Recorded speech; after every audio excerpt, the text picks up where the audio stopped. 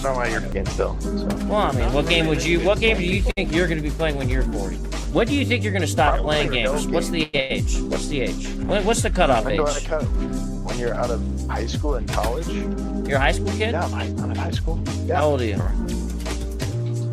Why does it matter?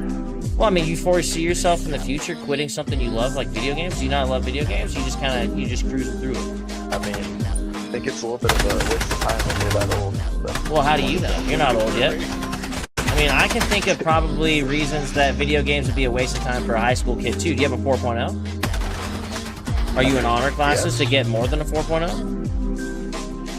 No, but... You know what I'm saying? There's more things you could be doing to improve your life than playing video games, too, right? Yeah, you can study and not play games. Hey, just recreation, man. Having fun.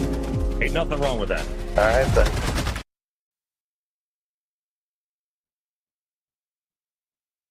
Ain't nothing wrong with that.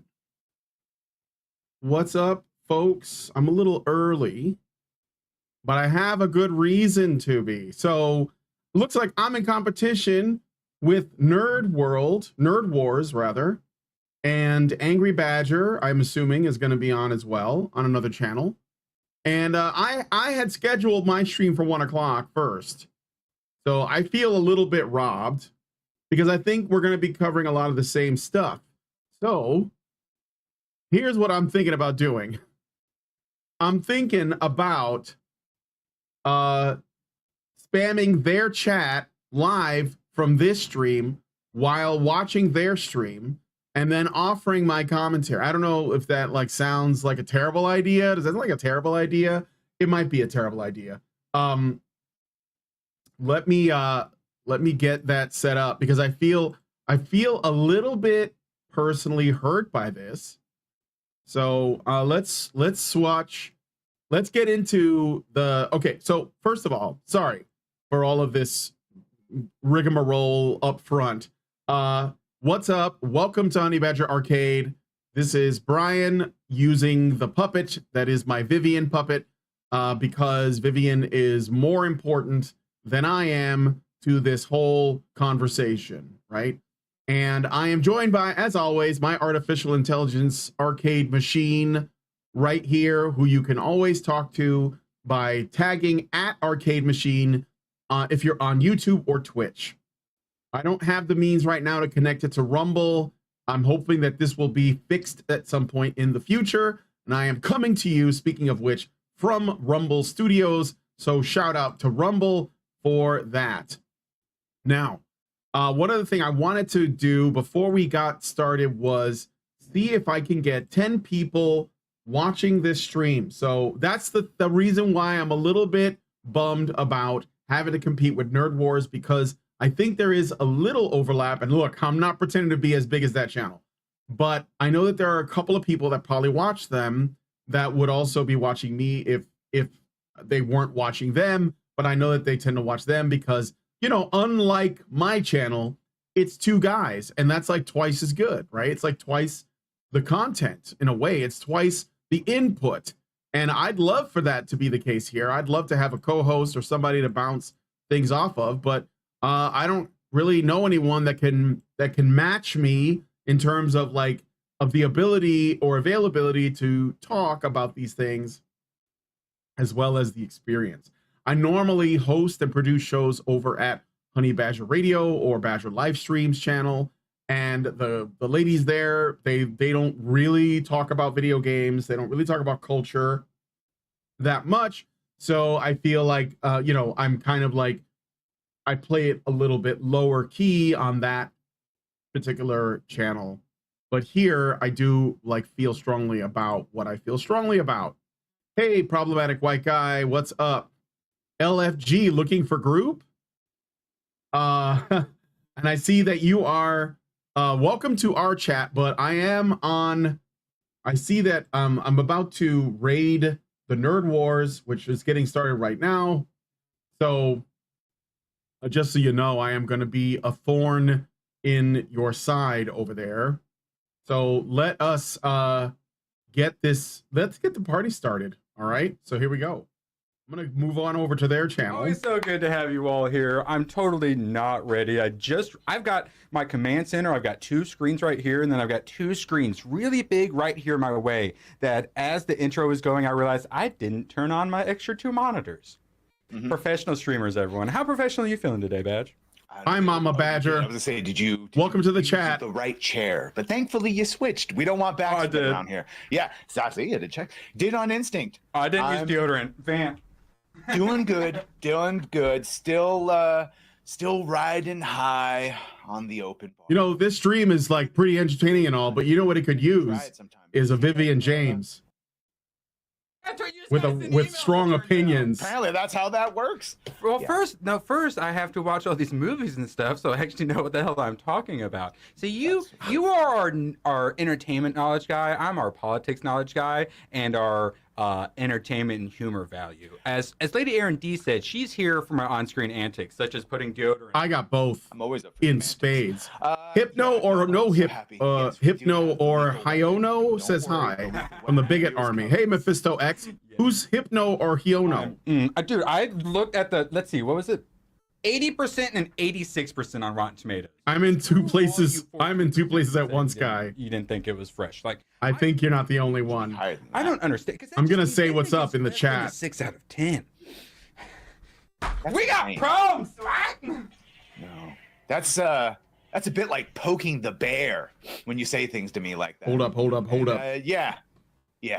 I guess we'll get into it because look, 2 of these things, and they're both our first topics. Maybe not in that order, but yes, I'll keep doing it. So yeah, F&T is even talking like acolyte single digits, and I'm like, that's what we said. Oh, dude, it's actually kind of crazy.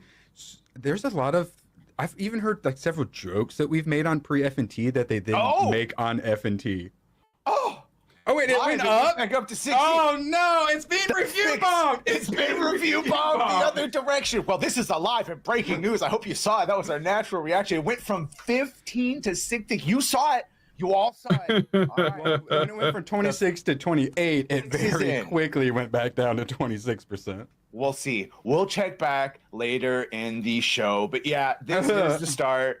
Grace, I wouldn't kick her. This is the power of 1. The power of 2. His film. The power of many. No, that's fine because I might lose connection. Oh shit, dude! She actually said too. I opened up the chat. The clips. You just go ahead. For Grace. For this Nerd Wars thing in a separate tab, and it's like streaming to my. I'm by no means trying to streaming over here on my thing. We wouldn't want that. I do feel the loudest voices against the Acolyte are taking on hate speech qualities. Hate speech adjacent. It's hate speech adjacent. Yeah, you son of a bitch. You beat me by 2 seconds. Yeah, that hate speech qualities. It's coded as hate. Don't you hate how we now have all these words in our head? It's coded as hate speech. I know it's hate speech adjacent. I know another word we have in our head that we shouldn't. He vatored. My mom had to be explained what that is. Yeah. It switches back and forth between him being Vader and Anakin in a really, really wasted opportunity of a TV show that no one but the hardcores watched. We had the technology. I genuinely like the show. Of course you do. It's literally for her. I'm excited to see. Oh my god, 4. Grace. It's because when you try to imagine the modern audience, I feel like imagining Grace Randolph. It's Grace, yes, 100%. Does Lucasfilm? Grace Randolph is 100% the modern audience. Absolutely. So, admit it. Yes, seppuku goes sideways first, and then. It's a lightsaber. It's not lethal. Should there be? Yeah, sorry. Use a small paring knife. That'll help. Should there be a broader range of Star Wars content? Absolutely. But why do I think that when she says, should there be a broader range, she doesn't mean like there should be detective stories or full-on almost like Band of Brothers stories. Our story. It should be lame and gay. It should be lame and gay. Very browned up across the board. There should be a lot of forced scissoring going. Oh, sorry. More scissoring. Okay, they're talking about the Acolyte, but I want to talk about that. I do have that planned a little bit, but I made a video about it already, so I'm going to leave that for now.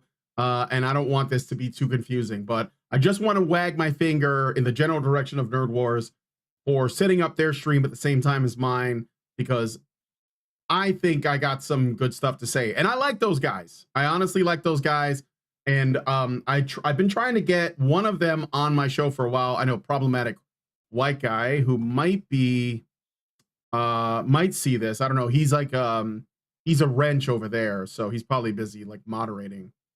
But let me see how many people we got on the chat. So I got 6 total. I need more. If I get to 10, I can do a quick little sponsor announcement. I'd appreciate that. It is the best way. Like, if you can't support me financially, I get it. Things are tough right now. Here, I'll give you some JoJo that might help. There's JoJo sleeping, but the best thing you can do is just show up and watch the stream, like for a little while. You know, give it a little bit of your time. I know that that's asking a bit. Appreciate it quite a bit. But the and I got a big shout out from a friend of mine from the Discord who liked how I added the Isaiah verse in my last vid. So I uploaded a video explaining. I want to talk about this because I don't know if these guys are going to talk about that. Like, Nerd Wars talks about the political stuff, and that's great. I think it's important that we know, you know, and I'm been talking about this for a long time. And Angry Badger gets into the kind of cultural stuff, which I also think is great. I think these things are not disconnected.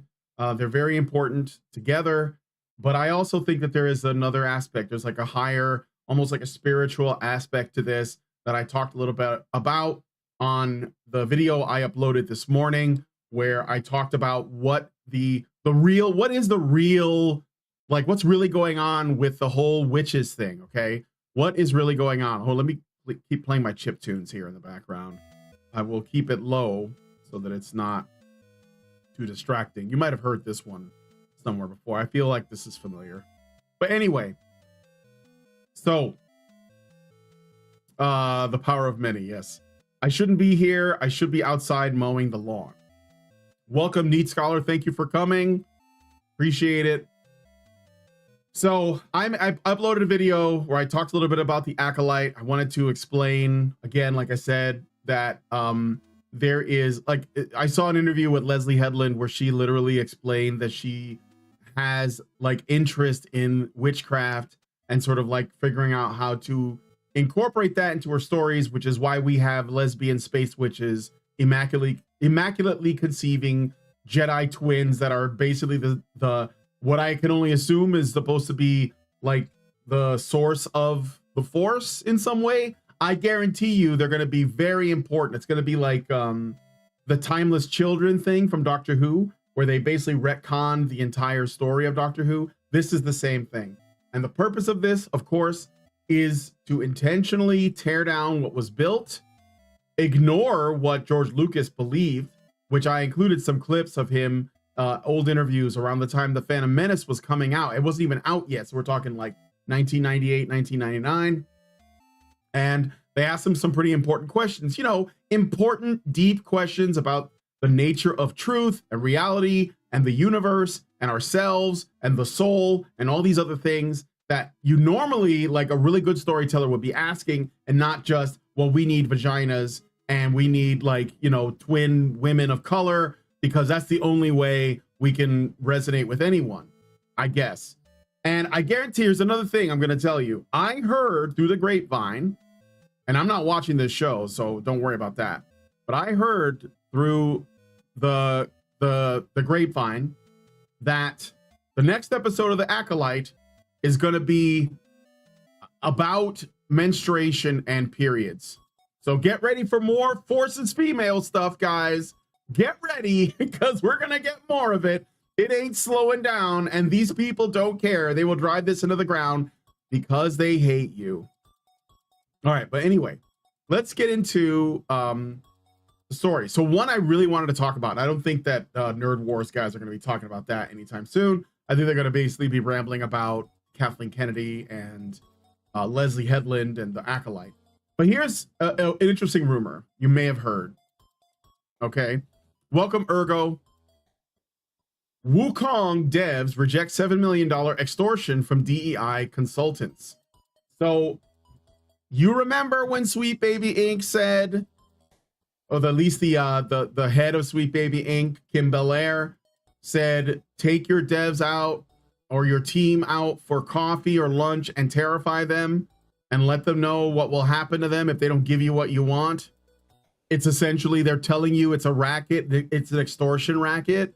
This rumor, if true, confirms this. And I do think it might be true because I have some evidence to show why this is probably the case. Okay. So this is from Niche Gamer. Niche Gamer is one of the first alternative gaming journalist websites to come out after Gamergate Part 1 in 2013, 2014. There were two websites that were prominent that sort of rose out that were being fair to gamers. There was Niche Gamer and Tech Raptor. Now, I don't know if those two websites are still like pretty based like they were back then, because I know times change and all that, but Niche Gamer seems to be okay right now. And you can usually tell that a website is not part of the cathedral if they have tons of ads. So if you go to Park Place or Fandom Pulse or even Bounding in the Comics, you will see that there's lots of ads, and that's because they're trying to pay for the website and they don't have gigantic mega corporations, you know, like Rockstar or EA, you know, essentially paying the bills for them. So they have to like put these spammy ads up. So forgive that. I know I could just use an ad blocker, but I think that these websites should get the, you know, if that is essentially giving them money, then I'm okay with leaving it up. Okay. So let's look at this rumor. According to journalists on the Chinese social media platform Weibo, Black Myth Wukong is experiencing a harassment campaign from Western critics and journalists after rejecting offers from DEI consultants. The post in Chinese, well, it's either Mandarin or Cantonese probably, mentions how these consultancy firms interfere with games like God of War Ragnarok, Assassin's Creed, or Dying Light 2 Stay Human. Notably, they mention the boycott to the game Hogwarts Legacy due to J.K. Rowling's transphobic comments. And here is the tweet from Pirat Nation. Chinese media Black Myth Wukong refused to be extorted $7 million by Sweet Baby. So, and I'll get to the tweet in a moment. I believe I have the tweet up here, although I could just open it in here. Because I think that Grums had it up and I was sort of looking at it. So let's look at the tweet. This is a translation to English. The reason why the team behind Black Myth Wukong has been subjected to persistent sexist attacks and slander since their first promotional video is because they have consistently refused political correctness guidance and rejected the extortionate guidance fees of millions of dollars demanded by these political correctness teams. Actually, such teams are quite common in Europe and America. They interfere with works like Assassin's Creed, Dying Light 2, Stay Human, and God of War by pushing for politically correct female protagonists. Can we not call this politically correct anymore? I know that this is like so people understand, but there's nothing correct about it. It's definitely political, but it's essentially just narcissistic. It's the politics of narcissism. That's the only way I can describe it. So stop. Let's not call it politically correct. Let's be very, very careful about the words that we use. Maybe we say it that way once. We say, look, they would call this politically correct. I would call it narcissistic politics or politically narcissistic instead, because it's never about representation, really. It's always about representing them. They have this obsession with themselves and they insist on seeing themselves in things. And of course, it doesn't hurt to make $7 million while you're at it. These changes are the direct result of the interference and guidance of such teams. Game science teams refuse to communicate with these groups and reject their interference. Most importantly, they refuse to pay the exorbitant $7 million in guidance fees. That is insane.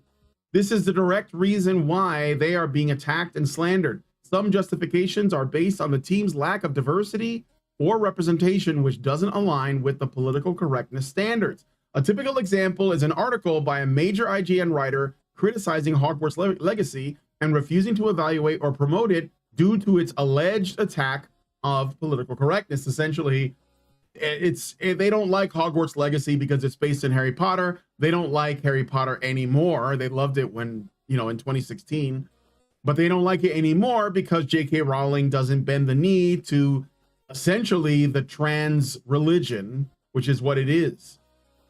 By the way, I'm going to also talk a little bit about NICKMERCS. If you guys don't know about the NICKMERCS thing, he's getting a lot of heat because he said a man is a man and a woman is a woman, and he doesn't believe transgenderism is real. And I'm inclined to agree with that. And I think it's the left that has convinced me, but I can talk about that later. So, let me go back to the article by Niche Gamer. Hopefully they don't just reiterate what it says, but it implies that the backlash the game is receiving in Western media is a direct result of their alleged refusal to contract with companies such as Sweet Baby Inc., which is also mentioned by name. Welcome, Fluffing Fluff, to the chat. Imagine a 500-year-old Chinese novel doesn't fit with the narratives of the woke crowd, LOL. That's why they had to be rejected. And I promise you, if you gave them, you cannot give these people an inch.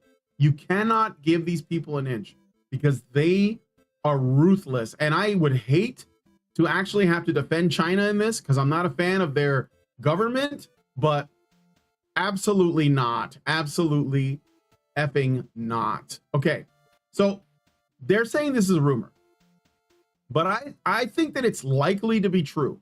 I'm going to show you why. Because when Kim Belair said, and actually, let me find Grums's tweet where the message, let me find it real quick. I'm going to look for Grums's account. I think I may have actually shared it on, but I'm going to go to Grums's page here. And we're going to find the video. So yeah, he's covering that there's a shakedown, or at least there might be, but there's definitely the video that kind of solidifies it for me. So he's talking about it quite a bit. So let me find the video. Let's see here. I'm trying to find it. The Capcom thing we're going to cover too in a moment, but I'm looking for the video of Kim Belair saying terrify them, because I think that when they say that, oh yeah, here it is. Okay. So Grums made this tweet. The situation with Black Myth Wukong is disgusting. They cite IGN and consulting companies such as SBI as part of a shakedown racket of $7 million in fees. Here's how it all works. As SBI founder Kim Belair explains, and here's the video. We've seen this before, but it bears repeating. Working in AAA, which I did for many, many years. Put this stuff up to your higher ups. And if they don't see the value in what you're asking for when you ask for consultants, when you ask for research, go have a coffee with your marketing team and just terrify them with the possibility of what's going to happen if they don't give you what you want. So there you go. And what do they mean by what will happen? Well, they would get press like this. This is from IGN. Now, all of a sudden, this is a story. How Black Myth Wukong developers' history of sexism is complicating its journey to the West. Indie developer Game Science's global fame is forcing it to confront its own sexism and that of the Chinese tech industry. So you see what's happening here? And I mean, this should be really obvious to anyone who's been paying attention to this shit for years and years, okay? I've been doing this for 10 years, and you know it's coming because it's been done to me. It's been done to the people I work with, people that I have known for years, like Karen Strawn and Allison Tiemann and Mike Stevenson and Paul Elam and people like that, Sage Gerard, Janice Fiamengo, Jordan B. Peterson, and the list goes on. Essentially, they tried to destroy you through the media and destroy your reputation and scare you, terrify you into submitting and bending the knee to them. Because at the end of the day, you have the most powerful tool at your disposal, which is no. You can say no. You can say fuck yourself, fuck off. I'm not doing this. and you will actually be surprised at how well this will do for you. Look at Gina Carano, which I was gonna maybe cover a little bit. She has refused to bend the knee to Disney. She has refused to go along with what they're demanding, and now she's suing them, and it looks like it's actually going to go to trial. It looks like it. And this is good for her because she shouldn't have lost her job over something so stupid as having an opinion, you know, and making a comparison, especially when her co-stars were far more toxic. I forget his name because I don't care for him, but the guy who actually played the Mandalorian is who I'm talking about. Zering says, hey, y'all, thought this was a video I could watch later and not a stream. Yeah, sometimes it's hard to tell. Yeah, I'm using Rumble to do Rumble Studio. So, all right. So we're going to get into this IGN article, which is essentially the hit piece that's supposed to scare the Chinese developer into submission and hiring a consultancy firm, which is likely Sweet Baby Inc. This is what Grums is saying. It's probably true. And the amount of money on the docket is $7 million. $7 million.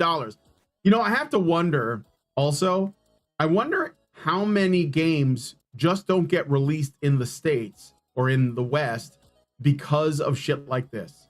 But before we do that, I see that I have enough people now that I can do a campaign. So I'm going to do a little campaign if you don't mind humoring me while I do so. So I'm going to put this on the screen. Hold on a second.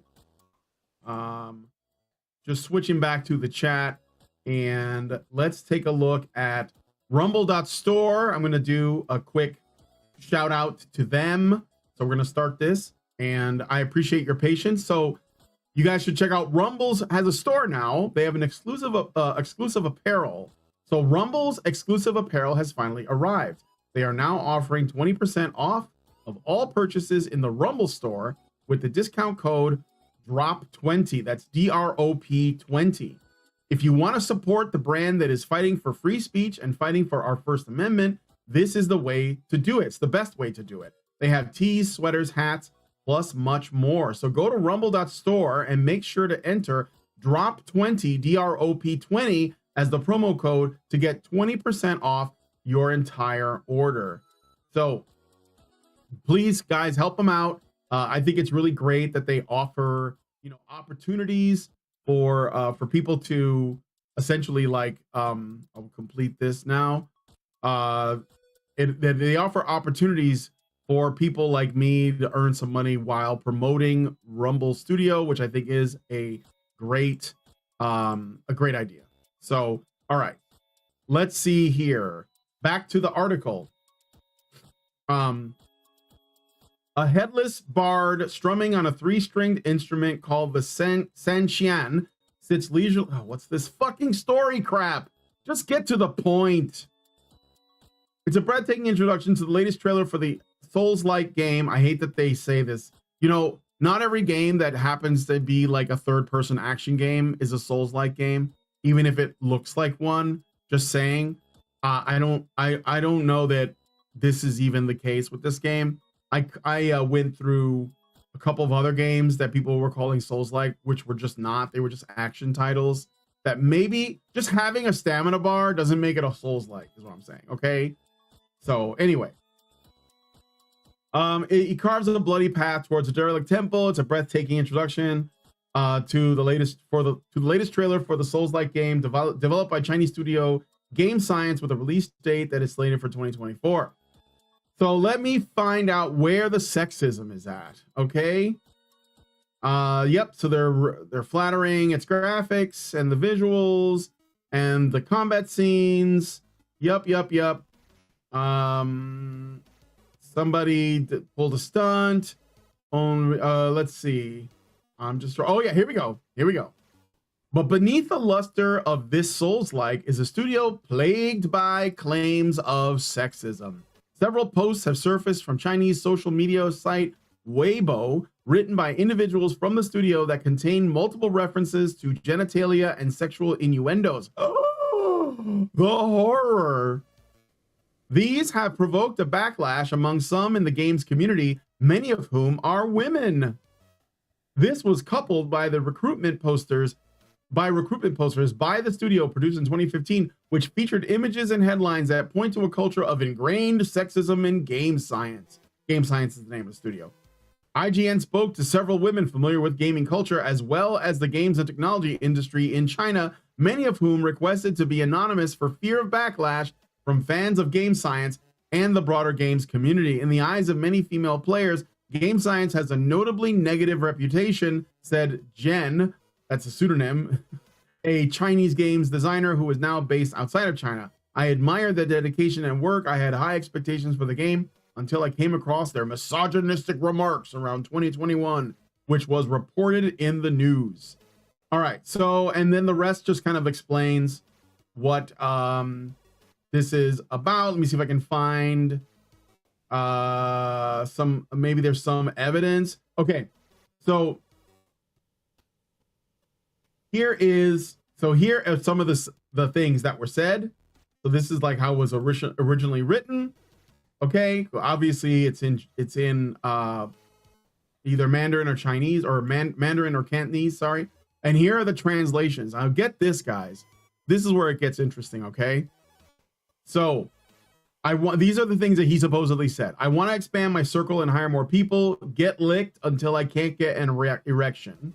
I want to be honest and make a trailer and be praised as the savior of the industry. The 13-minute B1 looks like it was carelessly pieced together. Random values, stiff landings. I don't know if that's an innuendo. They think it's an innuendo.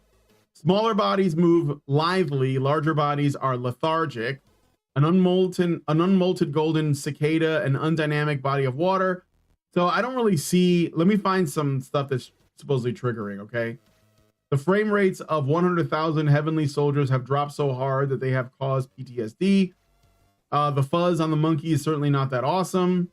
I mean, I guess there's a way to see this, but I know you just happen to be a little depressed. It's my honor to provide you with some comfort for the lower half of your body. Thank you, friends, for your exaggerated compliments.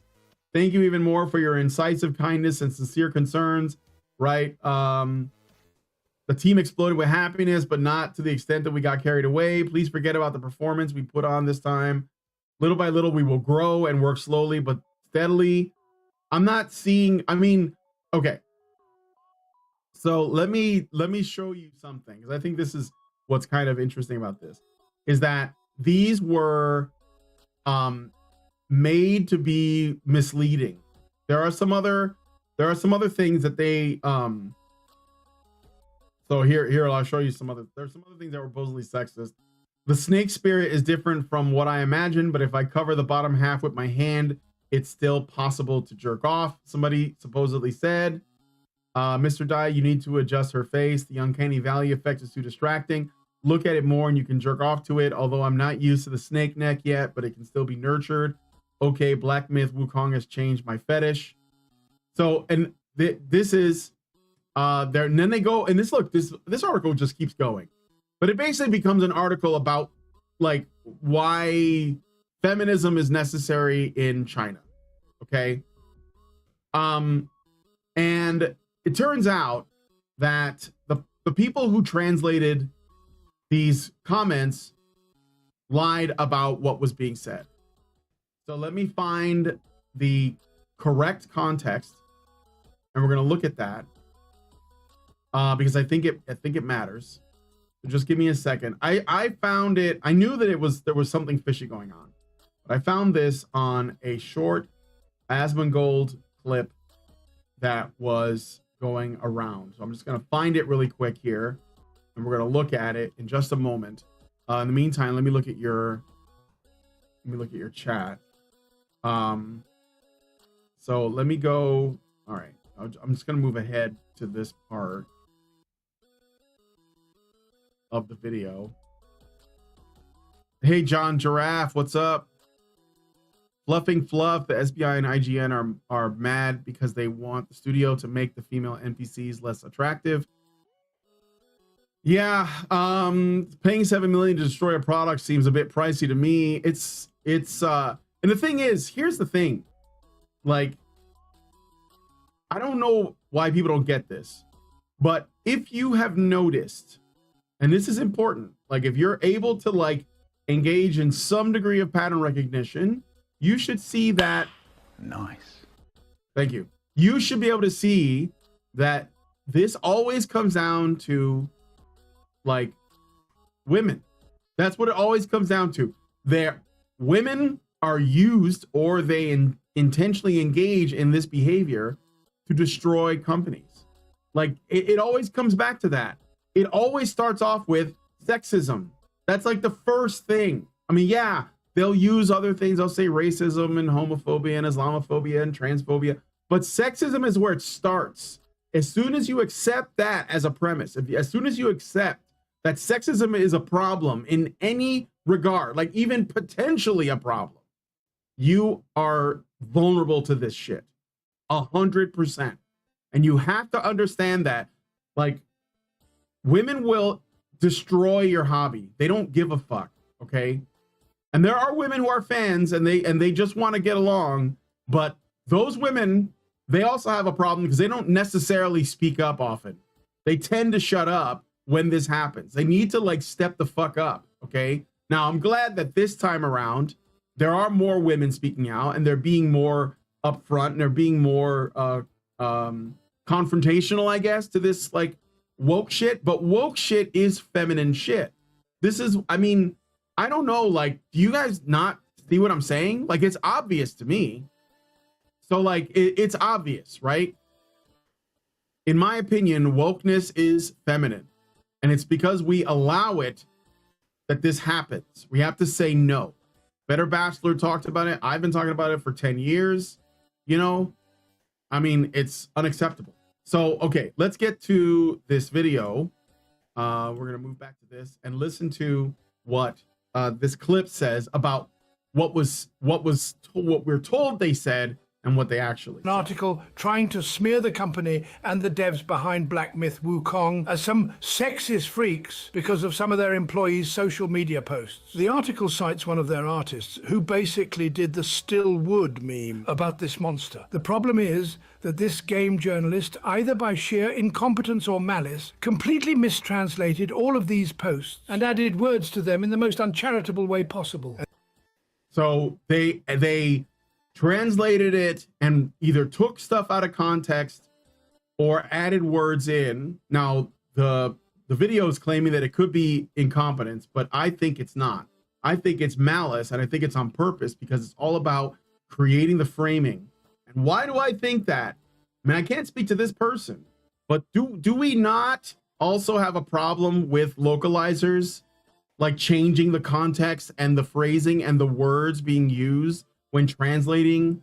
You know, like, for example, if there's an anime and they need people to like write in new subtitles or even do voice acting, and they'll change what's being said, and it's not to like say avoid copyright. Like I you know, one of my favorite animes, one of them is JoJo's Bizarre Adventure, and JoJo's Bizarre Adventure makes a lot of music references. So when they brought it to the States, they changed most of the music references, even some that probably didn't have to be changed at all, because they were trying to avoid lawsuits. But this isn't that. Like, this is completely altering the context. This is to inject their woke politics into shit. Like, they'll make references to things that are clearly not Japanese. And I think that's what they're doing here. It's because they've already essentially been trained to use media to lie. So, all right, let me play some more. And this is nothing compared to the most egregious mistranslation after one of the game company founders posted this in 2020, apologizing for the lackluster trailer of Black Myth Wukong just released. Now, how on earth do you get? I want to expand my circle and hire more people. Get licked until I can't get an erection. In reality, the actual translation completely changes the meaning of what he was saying. So the phrase, he might explain it, but it says the phrase that is used as an idiom in the Chinese language as a colloquial expression used humorously or sarcastically to describe a situation where excessive flattery or sycophancy has an overwhelming and paralyzing effect on someone. The use of such metaphors can be found in informal speech or on social media. Not satisfied, I went back checking if anyone called this out when it happened, and they did. I can't believe that there's a person like this that has access. IGN needs to have this person writing guides on the banana game. I mean, I can believe it 100%. So we have a situation where Sweet Baby Inc. and other, firms like them, because this isn't obviously not limited to one company. It's a whole woke ideology. Their whole mission is to essentially extort developers for millions of dollars so that they can screw up their games. And that is the purpose of it. Okay. And yeah, we literally just have to say no. And I just wanted to, point out that this was happening to what is this game called again? I already forget. Black Myth Wukong, which is a game I was interested in, to be honest. I was interested in it just because it looked like it was well done, even though I have my suspicions about China as a company. So DEI consulting is a $30 billion market, okay? And you're supposed to pretend like it doesn't exist and that you're engaging in conspiracy theory if you do point it out, if you think that it exists and if you think it's a problem. It's a $30 billion market. And you literally don't have to have any talent or skill to get in on that. You just have to basically be able to sell your soul. Okay. So, what else do we have? I want to get into some other things. First of all, shout out to the chat. Please hit that like button and help me out. It's really great. I see there's 16 people watching on all the platforms that I'm streaming to. Really appreciate it. And if you want to send me a message, you can use, I think Rumble rants are on, but super chats are for some reason still not active. I will read them out. And I'm going to try and figure out a way to allow people to send me messages directly through my Discord. Maybe if there's a way to attach a message to a coffee or something like that, and then I could read it online. Because what would be great, honestly, it's just me right now. I mean, I'm here with JoJo and the arcade machine, but they are shockingly, believe it or not, not the great conversationalist that you might suspect. JoJo kind of sleeps. He just sleeps. Look at him. He just sleeps. That's his life. I mean, it's a good life. I'm definitely jealous. And the arcade machine only speaks when she's spoken to, just like a woman should be. Thank you for that. So anyway, let's see what else do we got here.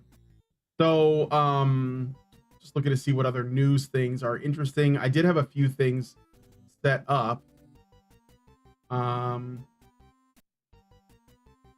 to find something else interesting that would be worth mentioning. Oh, I'm gonna do the Capcom thing. I think that's pretty interesting. So let's take a look at that. Let's close this. Okay, so we know this. Now there was a something called the Capcom Super Elections, and I guess they did some polling. And they got some votes in, and this is interesting to me because it's sort of enlightening. It tells you a little bit about what the games industry or the customers actually look like, which should, of course, not be of any surprise to anyone, regardless of what your feelings about Capcom is as a publisher or whatever. Let's take a look at this. Okay, so they got a little over 250,000 votes. I would say that's a decent sample size. So what did we learn? These are the people who voted in the Capcom Super Elections, the people who cared enough to vote in their Super Elections. Male-female ratio.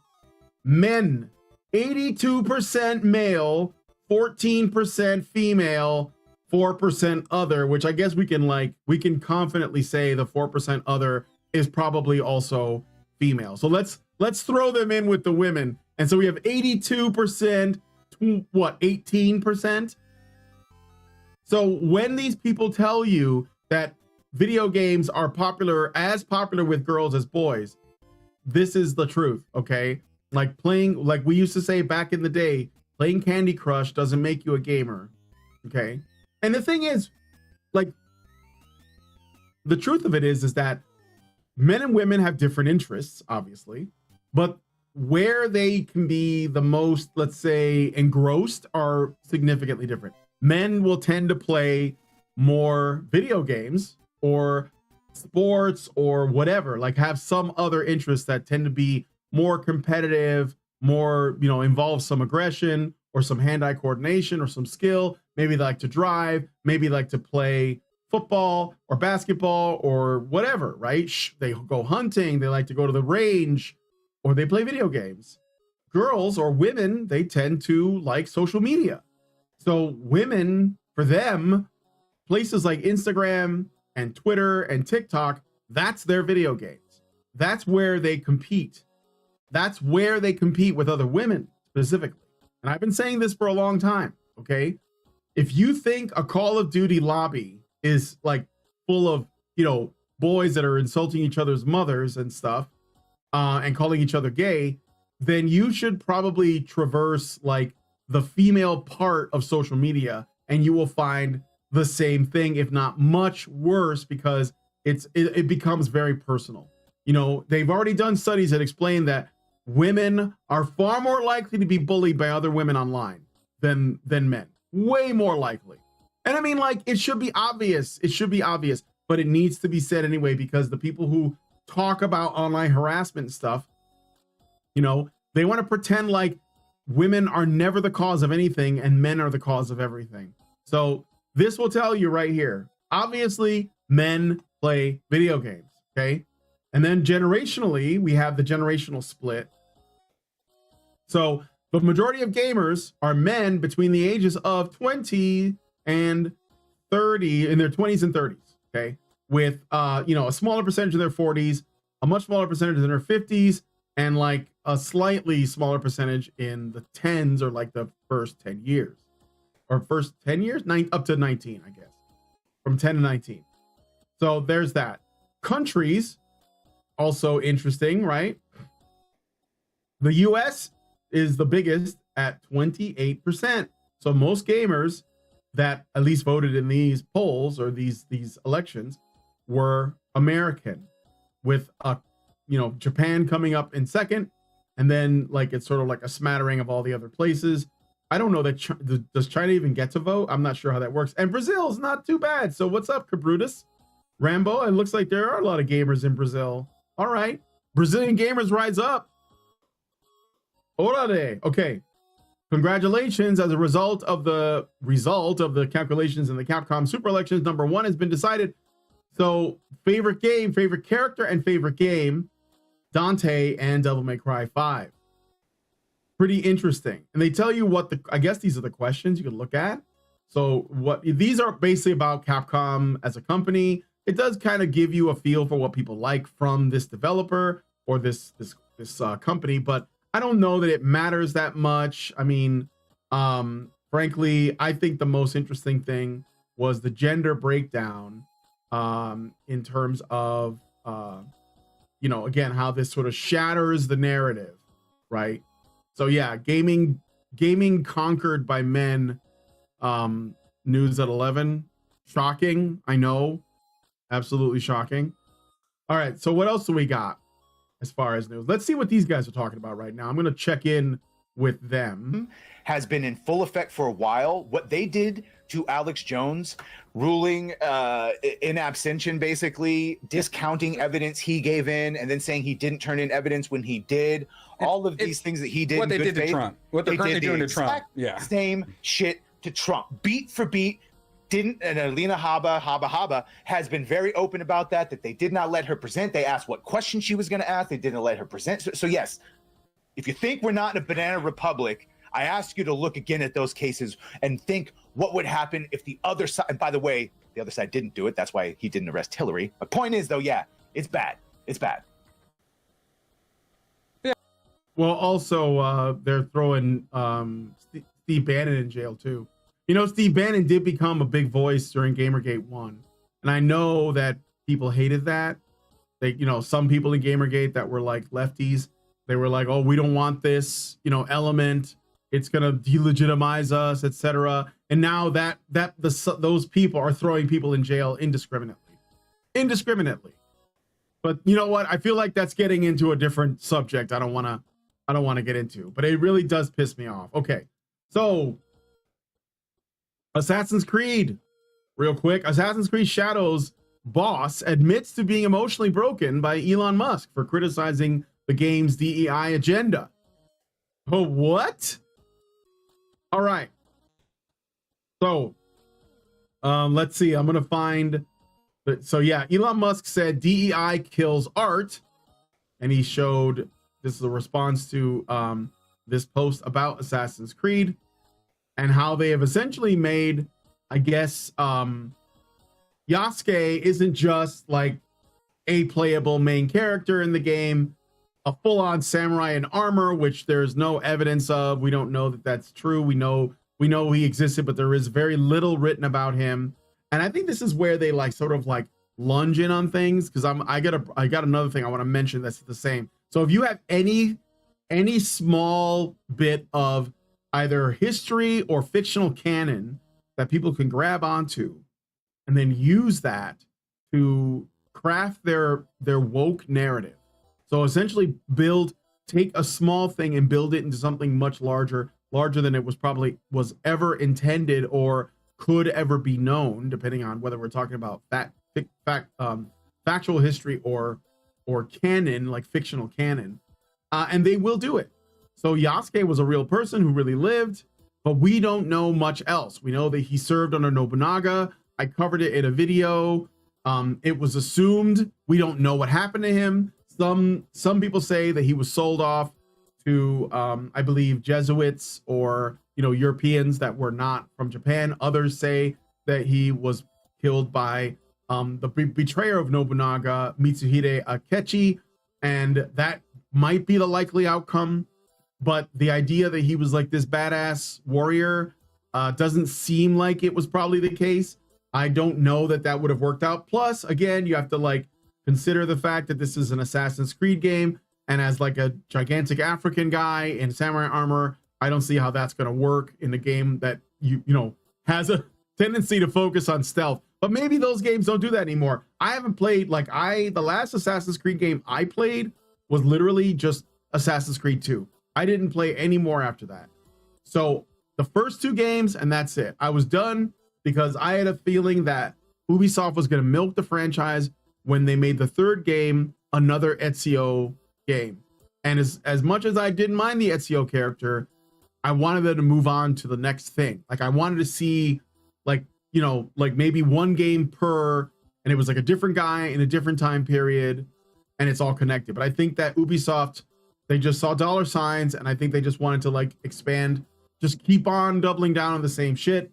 And I understand that there were hits and misses, but I didn't care because I was kind of checked out. I mean, I had plenty to do already as it was, so it didn't matter to me. But I understand that like Odyssey and I think a Viking one was basically not like a stealth game, but I don't know, maybe I'm wrong. I was just going off of what I heard. But anyway, I digress. So Elon Musk says DEI kills art, which is true. Okay. But art kind of killed itself, and that's another topic for another time. But I would say that art killed art because of the art community killed it, but that's a story for another time.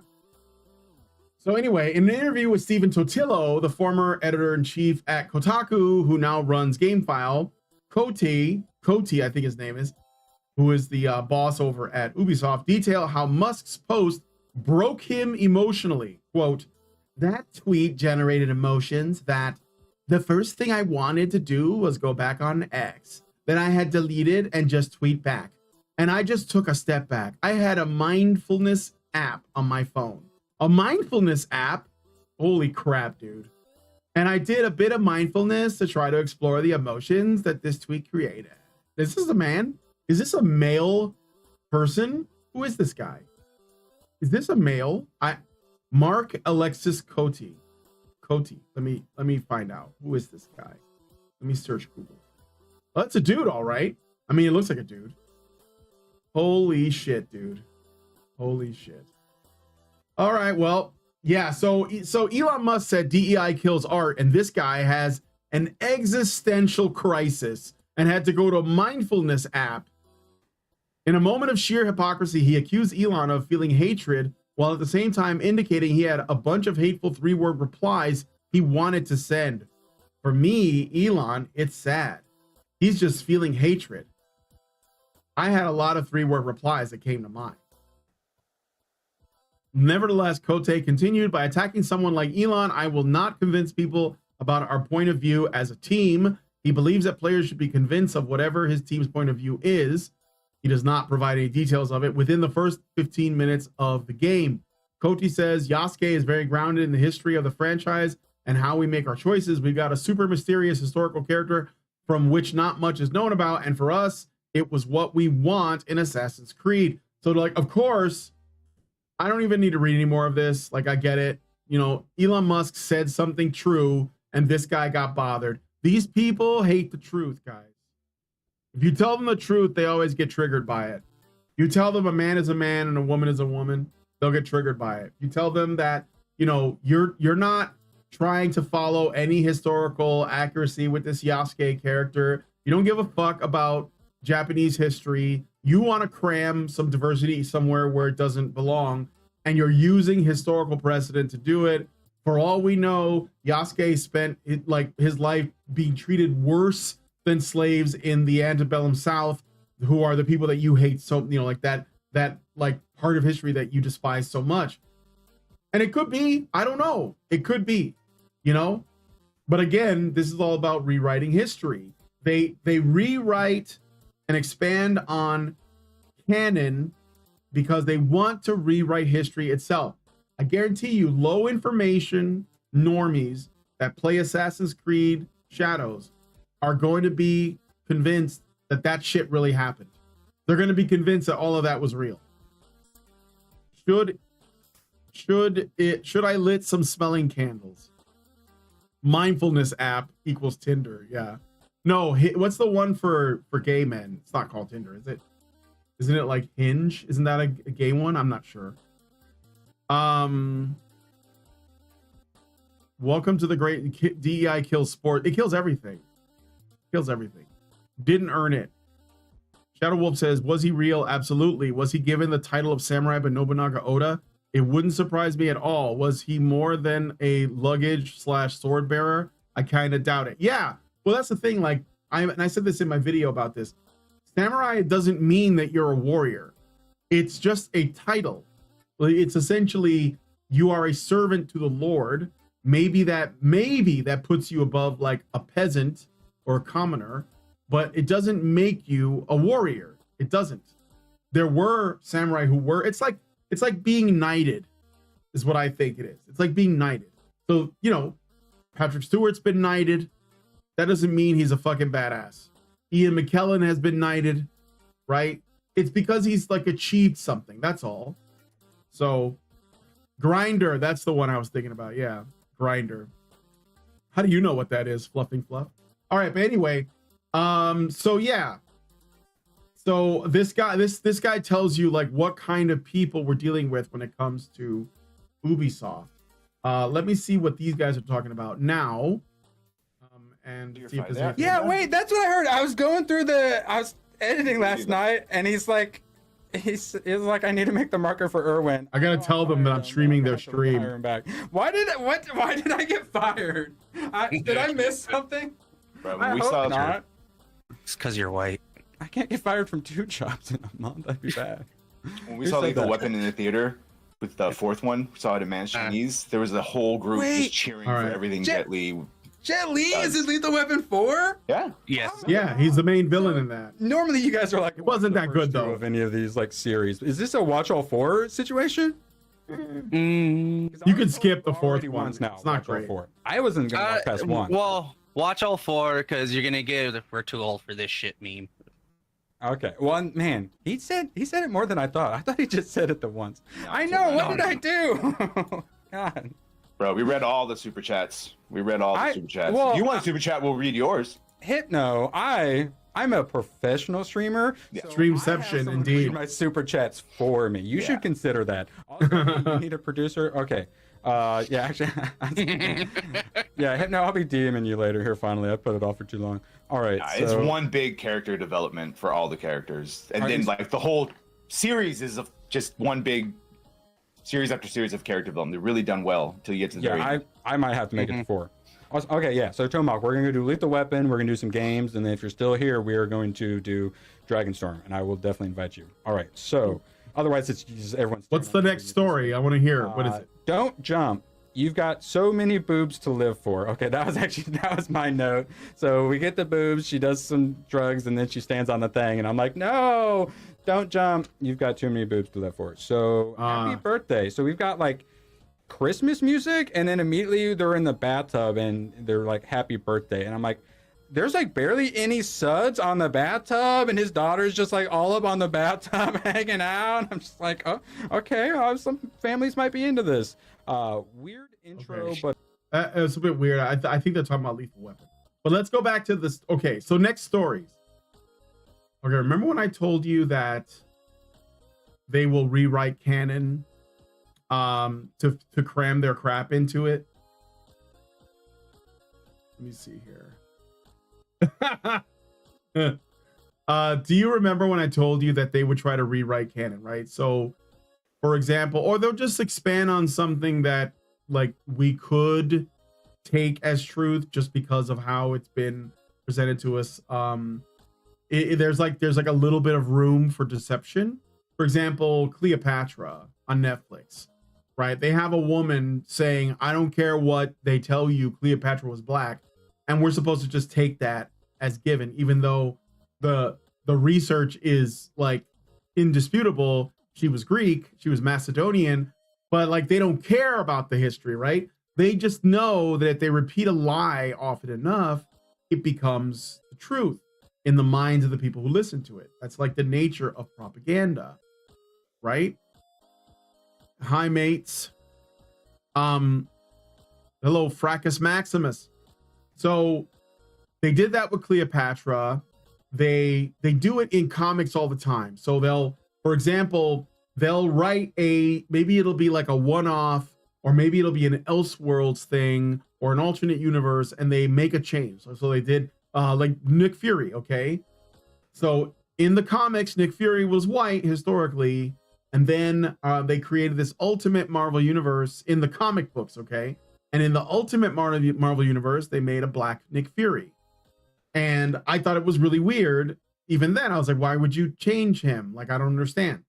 And people would say, oh, well, it's just this one, this is just like a one-off thing. It's not, it's an alternate universe. It's a different thing. It's not going to affect the canon. And I was like, okay, well, I have a feeling like they're doing this on purpose to set a precedent so they can change the canon later. Sure enough, now no one thinks of white Nick Fury anymore. Like, he's just gone. And all of it now is just Samuel L. Jackson. And it just so happens that, at least like, for most people's parts, they like Samuel L. Jackson as an actor. So they just, because they like him, they just say, well, I can't have a problem with this. Even though there's nothing wrong with having a problem with that in terms of, again, it's not canon. They did the same thing with Ms. Marvel. Carol Danvers was never Captain Marvel until very recently in the comics, where they just started calling her Captain Marvel. And back then I was like, why are you doing that? That's not Captain Marvel, that's Ms. Marvel. But of course, they believe that someone having Ms. in front of their name, if they're female, is somehow reductive, or it puts them in a, let's say, a position beneath the main character. So it's kind of like, Supergirl. They would say the same, even though Supergirl simply describes what she is in contrast to Superman, but they don't care about that, right? And the whole Mr. thing, the Ms. thing, doesn't actually mean what they claim it does, but they claim that anyway. Otherwise, we would find Mr. Fantastic to be, like, I don't know, offensive somehow. But we don't. We just think it works because it rolls off the tongue. That's the reason why the names work. So Ms. Marvel is like, there's nothing wrong with that, but the original Captain Marvel, who was Captain Marvel, he died in the comics of cancer, and it was kind of like a big deal although there was probably other factors too, because there was like these, those licensing issues with the Captain Marvel owned by DC Comics. A lot of people call him Shazam, but his actual name was always Captain Marvel, and he predated the Captain Marvel from Marvel Comics, and it's a whole like thing about licensing and copyright stuff. But when I guess they found an opportunity to make Ms. Marvel Captain Marvel, which was like in the 2010s or something, they said that's Captain Marvel now, and they basically gave her a costume that was like that resembled the original Captain Marvel costume, but it was just made for a woman. And I never liked it because I always felt it was unoriginal. I thought the Ms. Marvel with the black, my favorite costume is what people call the Warbird costume, is black with like a red sash and a yellow lightning bolt on the chest. I always thought that was a really cool, simple design. I'm a big fan of simple designs. I thought that was a really good one. So now that we have essentially accepted that, like, because enough time has passed and they've done this enough, they have essentially altered canon to reflect that. So now Captain Marvel always refers to Carol Danvers, just like Nick Fury always refers to the Black Nick Fury, as an example, right? And I already mentioned Cleopatra, which they were trying to do. Unfortunately, it's harder to do with a historical figure because there's too much data that you can look at, or other things that they have done. That's where the whole "we was" thing comes from. It's basically people trying to retcon history. And the Yasuke thing is a part of that, right? But let's look at one other thing. So I knew this was going to be a problem, but they have been doing this to the works of people who I think at the end of the day, they have a kind of at least a Christian adjacent basis for their work. Okay. If it's not overtly Christian. So for example, we talked about Star Wars. I made a video about the Acolyte, and in it, there are various excerpts from an interview that was done with George Lucas that asked him about things like religion and spirituality, and that he was intentionally incorporating those things into his Star Wars story because he felt that it was important that human beings had a spiritual, like, a way to ground themselves spiritually, like a world of the mysterious, right? He operated under the presumption that, we as human beings, we don't know everything. And that's like a very important thing to understand. We know probably nothing, actually, like compared to even the cavemen. The cavemen thought they had it all figured out, as George Lucas said. The cavemen thought they had it all figured out. The Romans thought they had it all figured out. The time of the Renaissance, Louis XIV thought that we had it all figured out, right? The American Revolution thought we had it all figured out. The Industrial Revolution, we thought we had it all figured out. The Enlightenment thought we had it all figured out. And today, we still think we have it all for sure. This time, we got it all figured out. Obviously, we don't. There's just too much unknowns, too many unknowns. It's probably like massive what we don't know. And it's something that we have to be okay with. There's a guy named, I think his name is Watts. Can't remember his first name. I apologize. And he talked about why it was important to keep the world enchanted. We needed to enchant the world. And if you disenchant the world, then you lose something. And it's true that we should enchant the world. This is the reason why we are attracted to stories, right? Whether they are historical or fictional. I watched interview with Cat Williams on Joe Rogan, and they were discussing the cities Sodom and Gomorrah. And Cat Williams was saying these are real cities that really existed. So like the fact that they existed, that they were real places, and they're still, like, you can find where they were on a map. Yeah, and you're talking about places that are thousands of years old, right? There is something about that, and that like essentially what killed them was a descent into degeneracy. Like that's why we call sodomy because it's named after Sodom and Gomorrah. Okay, so important stuff to know. And I think that because there is this room for enchantment, because there is room for this enchantment, it allows us to enjoy our fictional stories more. So this is why they want to destroy them. So I mentioned Yasuke and the comics and stuff. Now I want to talk about Tolkien. So Tolkien was, I believe he was an Anglican, and he obviously gave us Lord of the Rings and The Hobbit and Tom Bombadil and all these other, the Silmarillion, whatever. Now, he was writing from, to some degree, his faith or his beliefs, but also he wanted to create a world for his children. George Lucas did the same thing. He said he wanted to create myths for children. They're both coming from the same place. It was almost like a fatherly gesture to do that. I'm going to make this fantastic setting called Star Wars, and I'm going to put all of this symbolism and this myth in it, and I'm going to talk to people like Joseph Campbell, who have an understanding of these things, or Tolkien said he would draw from, ancient Germanic and European mythologies to make his own mythological world and setting, right? And he was very protective of it.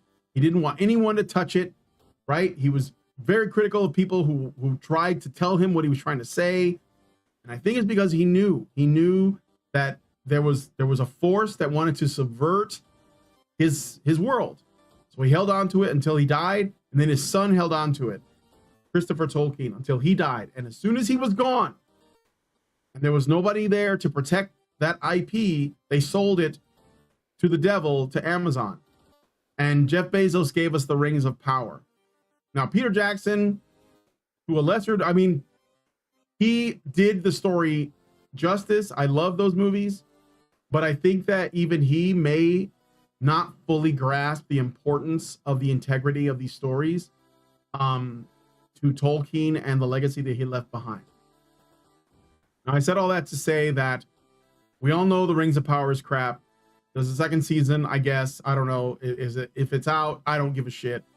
No interest. Not going to watch it. I'm not one of these hate watchers. I don't watch any of the new shit. I just wait to see what other people say about it. And then I try to understand whatever their criticisms might be. I try to look and see if there's something like a pattern that I can, detect from that, inferred from that. Okay. So you may have heard about War of the Rohirrim, which is an anime adaptation of a story that's sort of like a, I guess it's a story from the appendices of Tolkien's Middle-earth setting. And it doesn't look good, Tolkien bros. It doesn't look good. What do I mean by that? Here we go. Lord of the Rings, the War of the Rohirrim, is going to introduce a long-lost tribe of female warriors led by Helm Hammerhand's daughter. That's right. We're going to get women power, girl bossing in Lord of the Rings. How did they do this? So even though this is supposed to be about Helm Hammerhand, they're going to sideline him in favor of his unnamed daughter, who will now lead a long-lost tribe of female warriors to reclaim Rohan from an invasion of Dunlendings.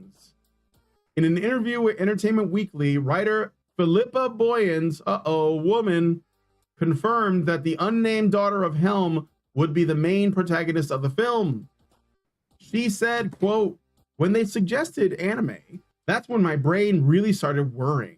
Immediately, the idea of telling this story came to me. They had a number of different ones they were going to pitch me, but I was quite bossy, and I was like, no, I know exactly what this needs." Oh, no. Why? Oh, my God. So she's basically telling you, right? Oh, I'm going to make this about me. Now, she says when they suggested anime, but that's not, there's manly anime everywhere. That's not the reason. That's her excuse. She's just making it about her, okay? Lyterial Harris, what's up? Welcome to the stream. Female warriors, yup. Time for the Amazons, right? Cavemen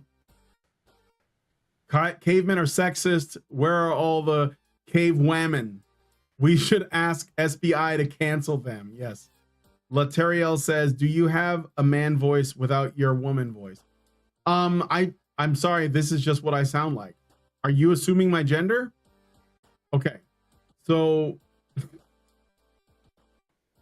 did you come along because you saw You saw a girl on screen? I mean, welcome to the stream regardless, but I'm sorry, but I'm not a girl. I just play one on the internet. Okay, so back to this. So I know exactly what this needs. She continued, I immediately felt that it would work for anime because it's so character-based and also contained within its own world. It speaks to certain things that work really well with Japanese storytelling. This isn't Japanese storytelling. Anime is just, it's just an art aesthetic. And even then, it's very broadly defined. Like, all anime doesn't look the same. So there is it has a certain texture, I guess. But it's not like you just look at something and say that's anime, right?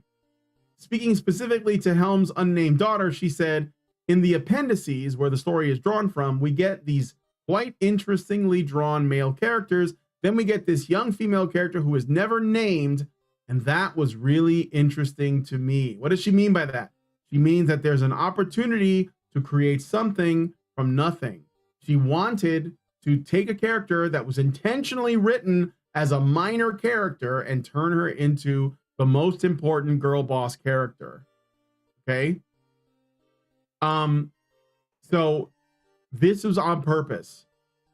We know Helm has a daughter, and we know that she was central to the conflict that happened, but myself and especially screenwriter Phoebe Gittins were drawn to her, she said. We could feel the weight of being that unnamed daughter, which immediately piqued our interest. Who was she? How did she live?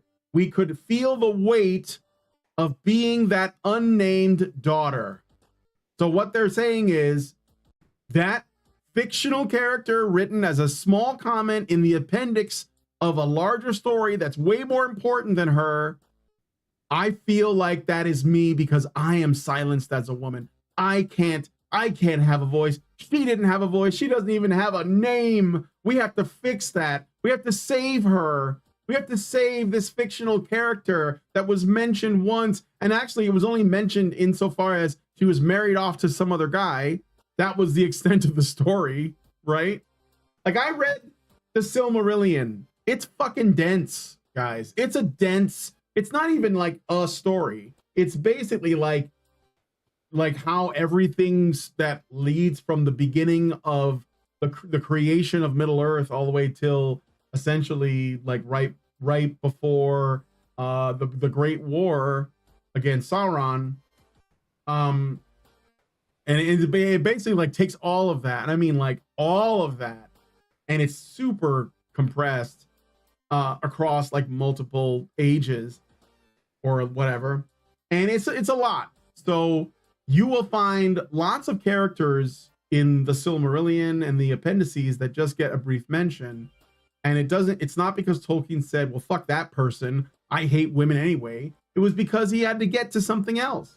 And the whole, like, what really, I said this before, but what really annoys me about this, like, let's cram as many female, shield maidens into this story as possible, or warriors into this story as possible, is that it's kind of a slap in the face to our actual lived history. Like, throughout history, it was men that fought and died in wars. And the reason why we tell stories about war with men in it is so that we can give some acknowledgement to the men, the real ones that died in war. Like, don't you think it would be a little insulting if someone like reimagined the Civil War with women? Like, what? I mean, don't you think that would just be just a slap in the face? Like, that's just not the reality. Because it's just another way to erase men's contribution. Even if it is in a small way, even if it isn't a little fictional way. What is your favorite cartoon character? That's a tough one, man. Fluffing Fluff says, for every female character that wasn't named, there were tens or hundreds of male unnamed characters, but nobody cares because Eggplant is bad. That's correct. Eggplant is bad. Tens of thousands. Yes. Not tens of hundreds. Yeah, I know. But it doesn't matter, right? Because this is a woman and the woman has to be like represented. And they're just using this. So anyway, I mean, don't get me wrong. The anime looks nice, but I don't want, and oh, here's the best part. Not only is Helm's unnamed daughter, so the daughter doesn't have a name. So they've named her Hera, the main protagonist of the film. But so she is the main character, and she is able to ride horses and commune with the great eagles.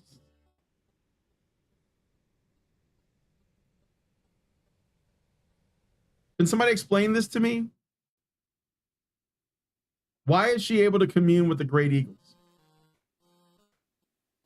Oh, Nova Fan, I see it. I see it, Nova Fan. Nova Fan, thank you so much. He gives us $1. Let me put Rumble Chan on the screen for you right there. There's Rumble Chan. That's one of my favorite cartoon characters. And he gives $1 and says, "What is it with women worshiping witches when they're atheist? Is it all cope for them?"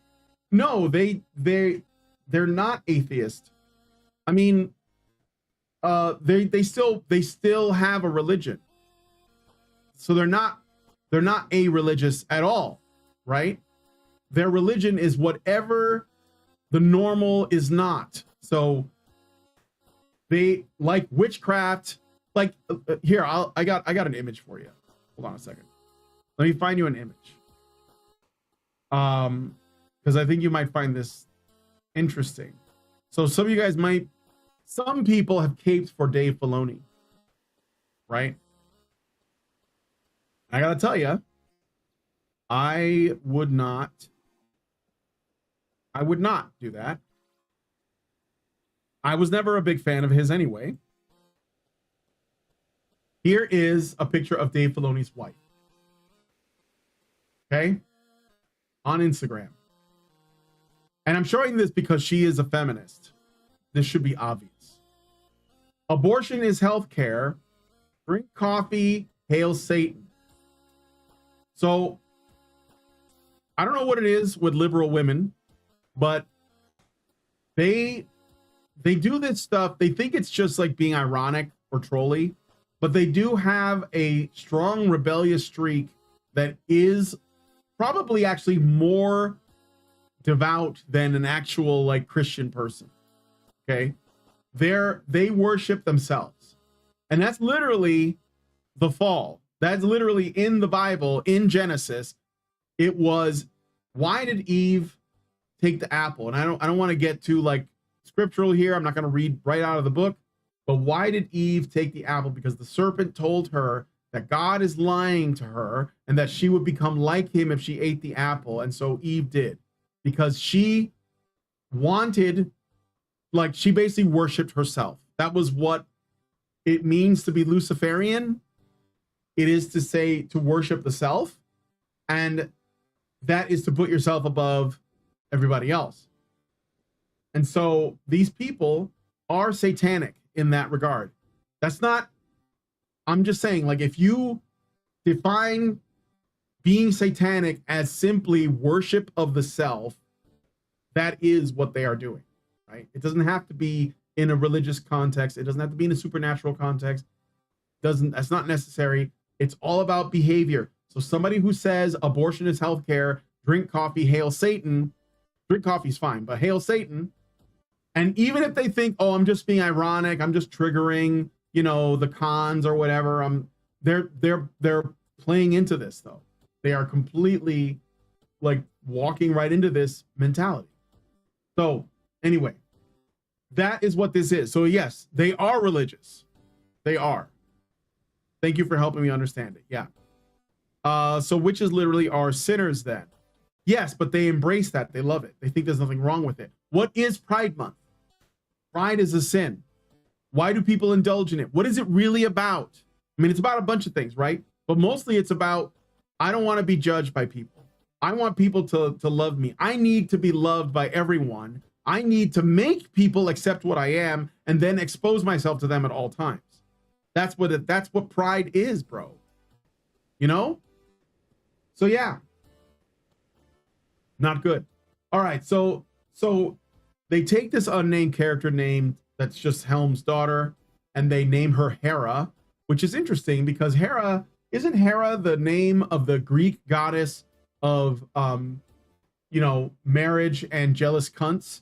Like, isn't like Hera from the Greek mythology Zeus's wife, who's just like always fucking with him and his kids? I mean, I'm not saying Zeus is a good guy, but I'm just saying, like, it's a weird choice and it's kind of on the nose, and on top of that, it's not very interesting. I mean, couldn't they have like at least made a slight amount of effort? Frankly, I'm already against them doing this in the first place. Like, I wanted this to be about Helm Hammerhand, full stop. But I had a feeling there was going to be a twist.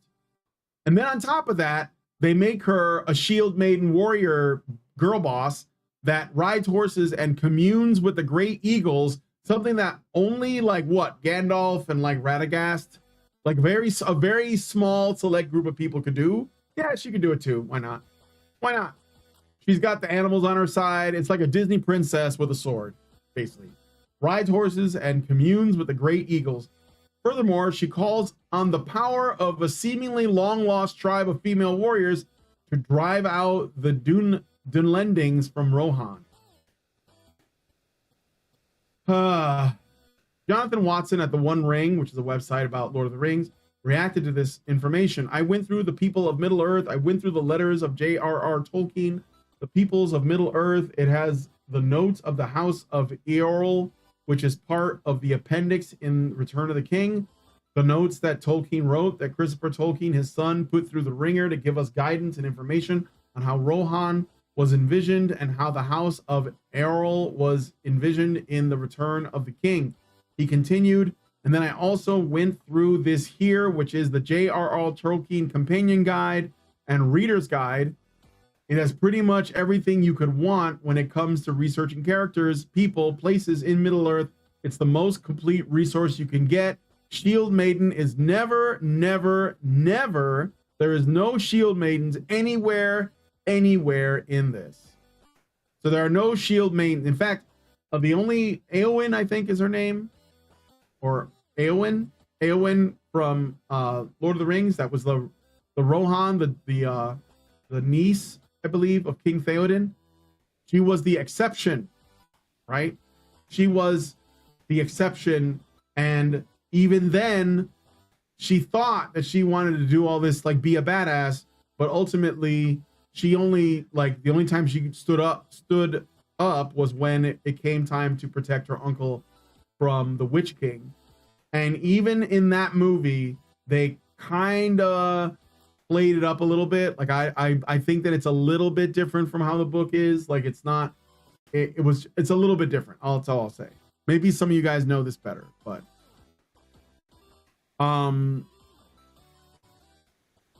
let's see what you guys are saying. Great Indoors says, some time ago, I said a Chicagoan musician / producer named Steve Albini died suddenly. This happened last month. His general claim to fame is that he produced / engineered Nirvana's last album. He has a complete take the vax, wear the mask fanatic. And his wife on her Twitter page greets you with shout your abortion. Yeah, of course. Richard Bier says, would Eve have taken the apple if the serpent weren't present, though? No, the serpent is the temptation. Because Eve was able to advocate for the animals, that's how come the serpent was able to exploit her. Women, according to this wisdom, this is the reason why, according to some, I know this might not go over very well with some of you guys, this is why women are more prone to propaganda. They are more prone to being convinced of things, even if those things could be harmful to them and the people around them. This is the reason why single women in particular essentially have become a voting bloc. Not married women, single women. Okay. Great Indoor says, what you're talking about is an ongoing pattern in more places than just anime or movies. It's in all kinds of entertainment. Yeah, it's in all of our media, for sure. It's like the story. And the thing is, culture is art elevated to society. And so it is the normal state of things. Like if you say this girl boss stuff doesn't make sense, you will get pushback even today. Richard Beer says, didn't Hera come out of Zeus's forehead? No, you're thinking about Kronos. I think all of the gods came out of Kronos's head. I think Zeus did that, and then the other gods came out. Athena, Hermes, etc. Fluffing Fluff says her real name is Greta Thotbor. D503 says it's not so girl power. Most women are like children. Great Indoors says he had a complete take the vax, wear the mask, fanatic demeanor. Okay, yeah. No, I figured you meant that. All right, but anyway, let me finish this one. So he later added, here's the thing, people are tired. I'm tired of this girl boss thing becoming the only way to tell a story. The only way to tell an action tale is to drive these girl bosses right to the front, smother us with the things we don't believe, and change the story that Tolkien wrote. It's boring, it's predictable, and it's not even as good as anything he wrote, Watson declared. Yes, you could say that it is, and here are my feelings on that. Brother, what's that? What's that, brother? And there are no accounts of this character. She doesn't even have a name, right? So just pointing out, there's not much more to see about this, but it looks like this is yet another girl boss story. I mean, why am I surprised? I'm not. I don't think anyone should be. So that's that. And then I got one more thing that I think I'm going to cover. But before I do, are these guys still going? No, they're finished over here, I think. Oh no, they're looking at something else. Let's see what these guys are talking about real quick. He gets pretty decent views. Yeah, but he showed up. Not enough for this. Like the attack on him, like because it's one thing if they went after like the bigger names. They went after like Jeremy, some Geeks and Gamers or something like that. That makes sense. But like they're going after the little guy, which is like so. It's just so them. It's like if they have to try to find that like weak link or whatever, but by them doing that, now he's gained like 10,000 subscribers. All they're doing is giving him more power. Yes, so like keep doing it, keep making lists. Thanks. I know. Thank you. Strike me down and I will become more powerful. JT. Than you would ever. So yeah, it's like, well, yeah. How many subscribers do you think you picked up from being on Alyssa's list? A couple hundred, at least 200. Yeah, thanks. And it was during a slow period too. Warbreaker for 10. I don't hate their games. They just make me vomit. That's different. I'm repulsed by it. They are ugly. That's not hate. I don't hate poo. I poo every day, but it just stinks. Yeah, that's basically what it is. Don't we all? Very well poetically put, Warbreaker. I'm like Captain Marvel. I was always amazing. It just needs you all to recognize it. No, shut up, dude. It's the same. It's cool. It's just hanging out with the homies. That's all it is. And that's also what we said too, is a lot of people there's just so much crap they've already done in AAA gaming to make us hate them. I was checked out before. Yeah, I know exactly. And then they want to go super woke and then rub all their like noses in it and stuff. Then it's like, okay, we're gonna say something, and then we say something. Hate. No, there's no hate in video games. Have you ever played video games? Naggernall has like 10 holes in his wall. No place for hate. Giggity, I was gonna say 10 holes. That's very talented. If you ever gotten to like 49 out of 50 collectibles and you have to backtrack to the fucking one you missed, there's room for hate in video. Glitched out. You have to hold the whole thing over again. There's room for hate in video games. KOTOR. Context. KOTOR, I went on trial. I apparently did not defend myself well enough. I died and had to go back and do a bunch more. Because I lost in court. You have to talk to the Cellcath youth. You have to talk to the Cellcath youth and then get them to admit. Spoilers on that. Somebody bought me KOTOR. Thank you. Let me give a shout out to the person who did. Somebody bought me KOTOR when I mentioned it on the show. Where is it? Pending gifts. Wait. Dude, can I look at? I already accepted it. Can I look at my history? Oh man. Shit. Hold on. Trade offers. No, I don't have any incoming trade offers. Well, okay. I just want to say shout out to the person who bought me KOTOR. I'm sorry I forgot who it was. I thought maybe there's a way for me to look it up, but shout out to you. I'll see when. I don't know when I'll be able to get to it, because like Elden Ring is coming out soon, and I feel like Lindsay and I are going to be like probably on the verge of divorce once that game comes out, because I'm going to be playing it a lot. So anyway, so let's get to the last story, which I think is definitely worth looking at. I called it, guys. When we were looking at the Dragon Age Veilguard trailer and I saw a couple of little things about it, I said, oh, they're probably going to make everybody basically fuckable. I mean, and they are. So the Veilguard creative director declares all companions are canonically pansexual. This is where we are now. So if you're a Dragon Age fan, I'm sorry, man. I mean, maybe you don't care about that. Maybe it doesn't matter to you, but they're just going to make everybody's gay. Everybody's gay now. Everybody. Pan just means you're like a horn dog, really. I mean, it just means you're just like down for whatever. Down for whatever. So, I just thought, yeah, I'm not even going to read the article. I just want to tell you all about it.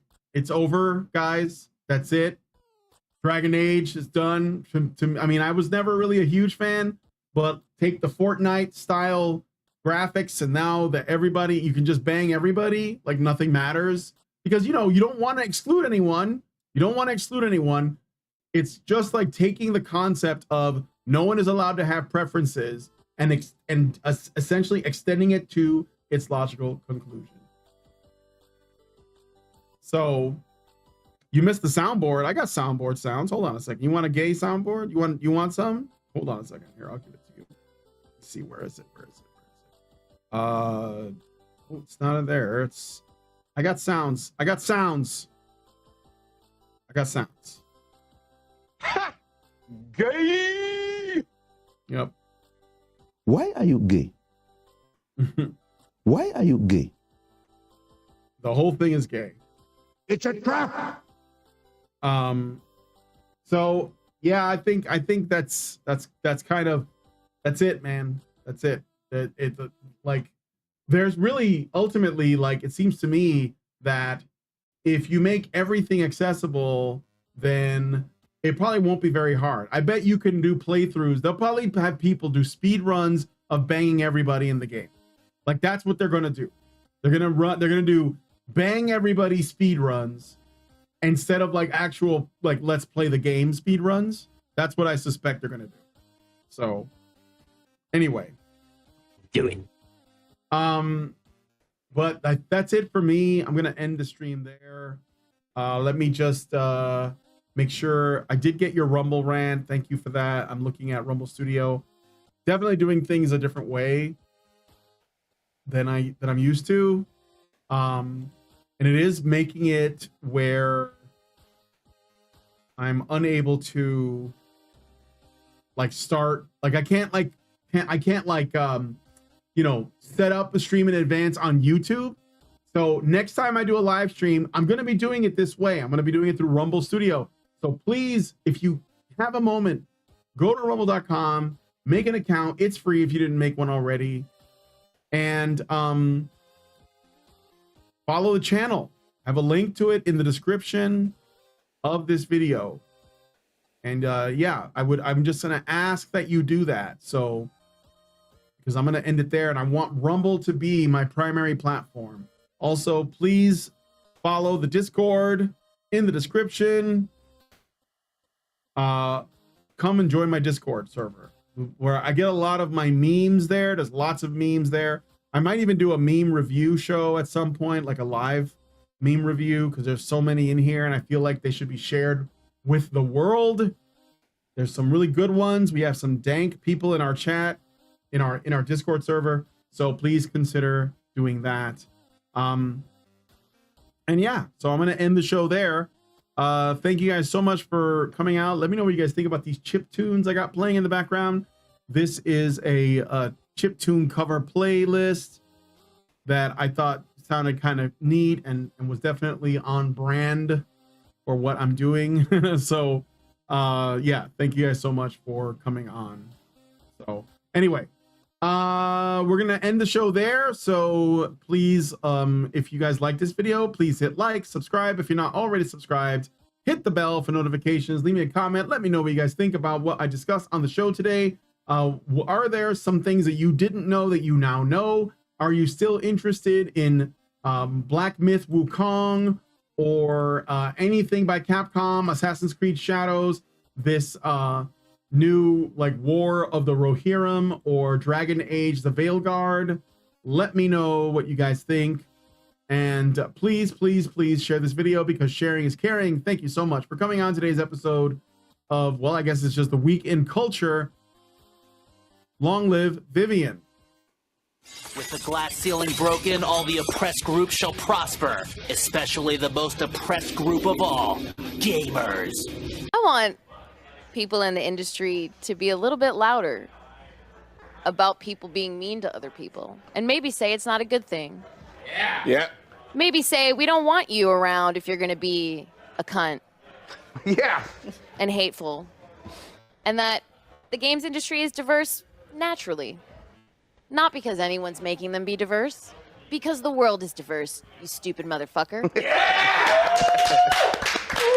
And if you have a problem with that, come fight me. Physically. Bitch. Has anyone taken you up on that yet? No, because they're all pussies. Yep. Down here, salt is a way of life.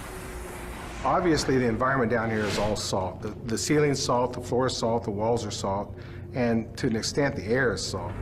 And you breathe that in, and you can constantly taste the salt.